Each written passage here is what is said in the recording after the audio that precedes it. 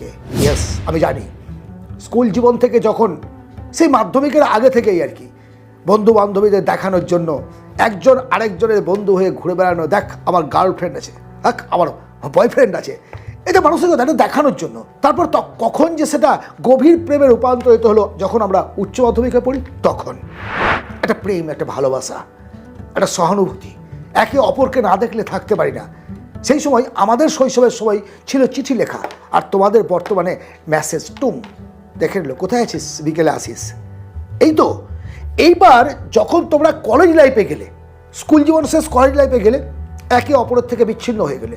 Maybe সব ভালোবাসার পরিণতি তো বিয়ে করে হয় না, সুতরাং একজন আরেকজনকে ছেড়ে অনেক সময় চলে যায়।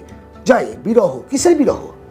তুমি যাকে ভালোবাসতে সে তোমাকে ছেড়ে যায়নি, যে তোমাকে ভালোবাসতো না সে তোমাকে ছেড়ে গেছে। তোমার প্রয়োজনীয়তা সে আর অনুভব করেনি, আর তাই সে চলে গেছে। চলে যেতে দাও, তাকে যেতে দাও এবং নতুনভাবে নতুন জীবন তুমি তৈরি করো।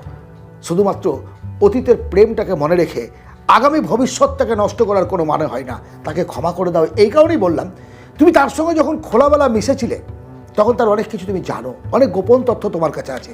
না, কাউকে না, ভুল করেও না, জেদে না, রাগে না, অভিমানে নয়, কোনোভাবে নয়।